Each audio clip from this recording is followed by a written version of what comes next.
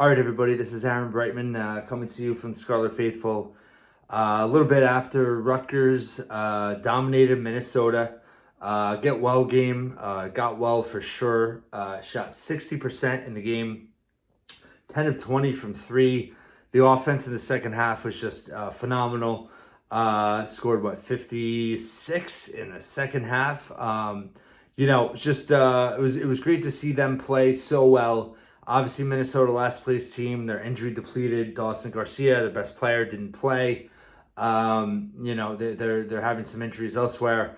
But listen, it was only a year ago, Rutgers, and yeah, it was on the road, but they went to Minnesota. They only had 7 scholarship players. They were missing 3 starters, and Rutgers lost.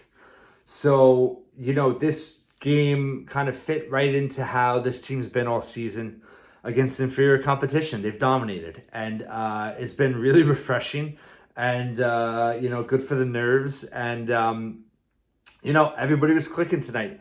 And let's just start. I mean, Oskar Palmquist, what a story. 4th year with the program, has never been able to kind of crack into the rotation. He's gotten some chances here and there and wasn't able to kind of take advantage. But he's a tremendous program guy. People love him. Pikel loves him. He loves Rutgers. He's never left. And he got an opportunity tonight. Pikel gave him a big spot in late in the first half. It was 22-20. And I mean, really, the run started with Oskar Palmquist making a big 3. And the floodgates kind of opened. They ended the half on a 12-4 run, and then they dominated the second half. And it wasn't just that shot. I mean, he finished with 13 points. It was, what was his shooting tonight? First time he's ever been in double figures. Palmquist, 13 points, 5 of 8 from the floor, 3 of 4 from 3, 2 rebounds, 2 assists. Unbelievable.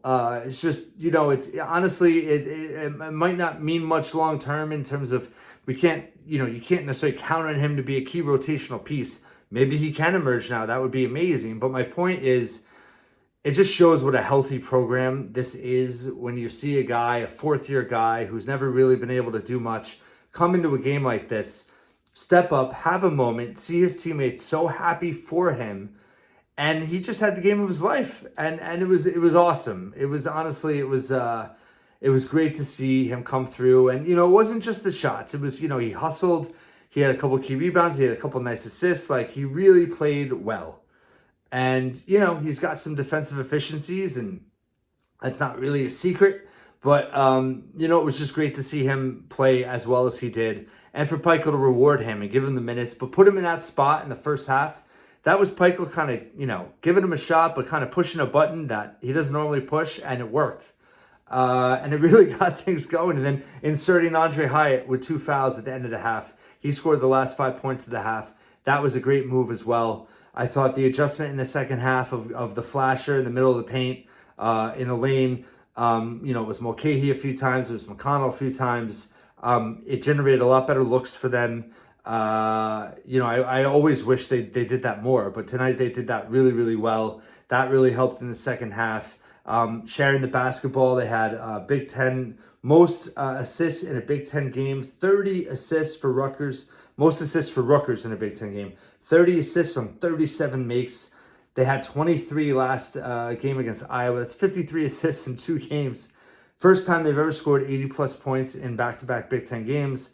They scored 90 tonight. Paul Mulcahy, 9 assists. He had 13 against Iowa, so 22 assists. Cam had 6 assists. And then a bunch of guys, let's see, McConnell and Simpson had 3. Palmquist and Miller had 2. Mag had 2. Balanced scoring, what do you have? 5 double-digit scores? 6. 6 guys scoring double figures. Spencer back with a shot. Great to see.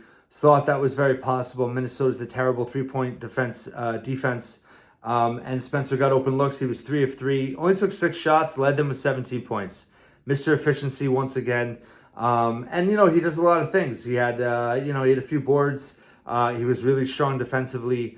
And, listen, when he is playing well, I think his passing is so underrated. The spacing he creates for teammates, how he can find teammates in spots that not everybody can. He's got great vision. It was great to see him play well. Cliff, the game changed when he went out in foul trouble in the first half. He had 2 fouls, and it was an 8-point lead. Minnesota cut it to 2. And then you got to lift from the bench. So again, it was great to see the bench step up.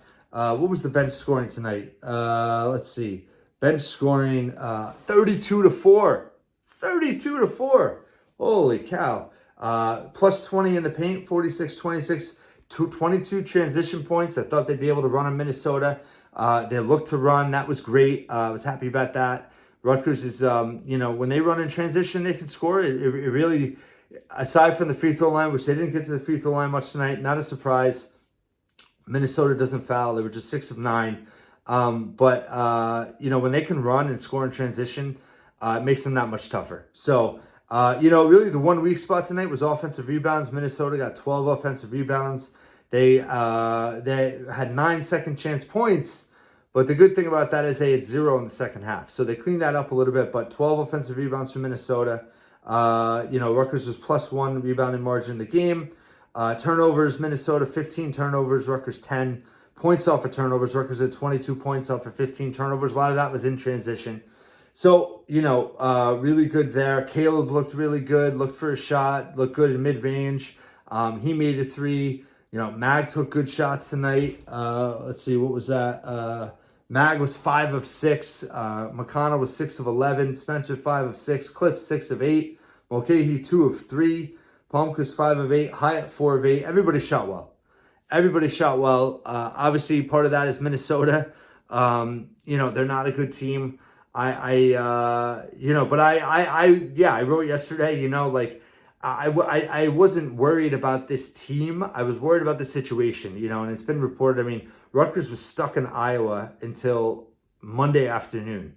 That's miserable. What a terrible trip to lose the way they did. And then you're there basically another 24 hours. So I just thought, you get home Monday after a terrible trip. It's really short turnaround.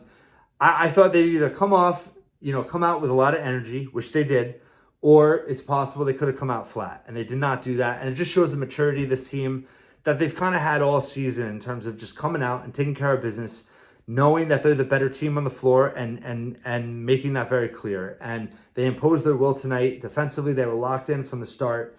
They held Minnesota to 36% shooting, 5 of 25 from 3. So it was a complete effort. A lot of guys got time tonight, which was great to see. And also with a short turnaround on Saturday, it's also important that, guys didn't play huge minutes tonight. I mean, Mag played 24, Mulcahy 31, Spencer 28, Cliff 19, McConnell 29. So, Hyatt played 14. So guys got, the bench really got some run. Everybody got double-digit minutes tonight off the bench. Antonio Troll didn't play. I think, that would lead me to believe that he's going to redshirt. So everybody else got multiple, double-digit minutes. So it's great that Rutgers, had a fairly easy game now. You have 2 days rest, and then boom, huge game on the schedule in Michigan State. It's a trajectory-changing game where, you win that, you're 8-4, going into next week with 2 huge road games in Indiana and Illinois. Or if you lose that game, you're 7-5, and then, you could be 500 after next week. 8-4, you're guaranteed 8-6 going in the last 6 games of the regular season, which are all kind of,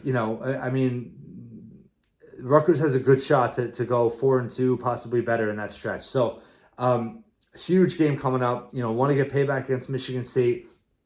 I think Michigan State played one of their best games this season against Rutgers.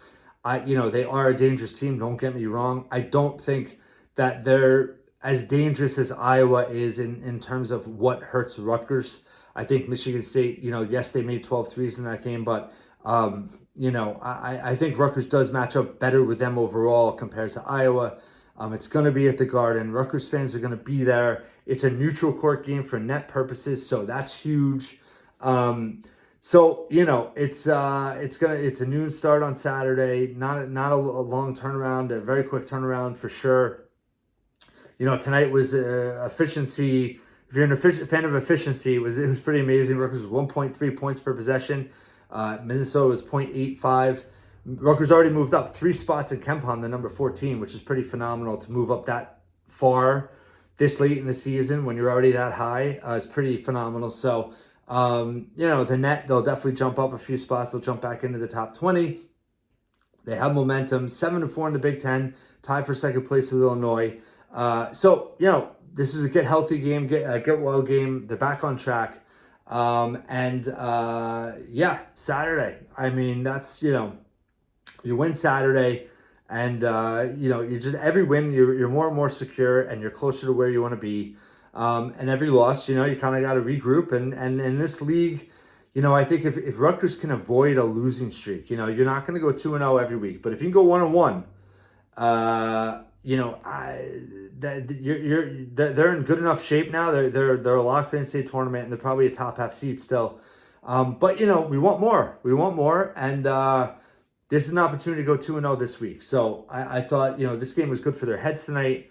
It was good for them physically. They got I like that right away. Pikel showed urgency by implementing the full court press. I love the way they started the game. I think it shows this team maturity. I thought it was they were well prepared, and they went for the knockout punch early, and Minnesota got back into it a little bit, but then that second half they came out and they just floored them, and it was an offensive clinic. So while not what I liked about it too is that Rutgers didn't get sloppy on the defensive end. They were pretty disciplined. So it was a really encouraging performance. 35-point win.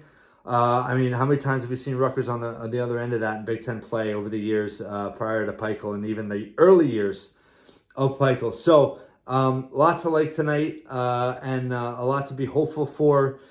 This team's just got to keep sharing the basketball. They got to stay connected on the defensive end. What adjustments will they make against Michigan State this time? Obviously, Michigan State was great with ball reversals and finding the open shooter. How is Rutgers going to adjust to that? They did struggle a little bit against the zone tonight, by the way. But again, when they made that adjustment to flashing in the paint, that was huge. So if Michigan State does that, they need to do that again. But I think getting that game into a little bit of a slower pace. At the Garden on Saturday is important. And I think if they make it a slugfest, they're going to win. So we'll see what happens. But overall, great night. Great to see Oskar Palmquist, have the game he did. Also, Aiden Terry had a late 3. Dean Reber had 4 points off the bench. Jalen Miller got a couple rebounds, couple assists, couple steals. Derek Simpson had 3 assists. He had a steal. He took a couple threes that, in the first half, which I think Pikel pulled him from. They weren't bad shots, but it's not what he needs to do. He needs to get to the rim. He didn't do great with that tonight, but he did respond in the second half and got some assists and created opportunities for his teammates. So that's a really good sign. It's just this team's attitude, their chemistry, the way they were rooting for each other in this game. It's really refreshing, and this is an easy group to root for. Obviously, winning helps that. Very encouraging night, and we're on to Michigan State. And they're going to have to come ready to play. I think this team's motivated. I think they want to make a statement. Won't be easy by any chance. Michigan State's had rest since Sunday.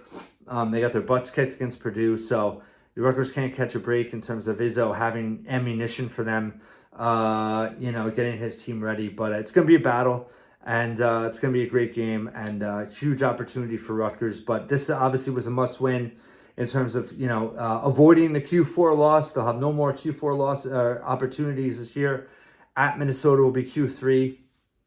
Maryland's knocking on the door of being a Q1 win. They're at number 31 in the net as of, what's tonight? Wednesday night. So maybe tomorrow they'll be top 30. That'll be at a Q1 win. Ohio State's on the way out, number 29.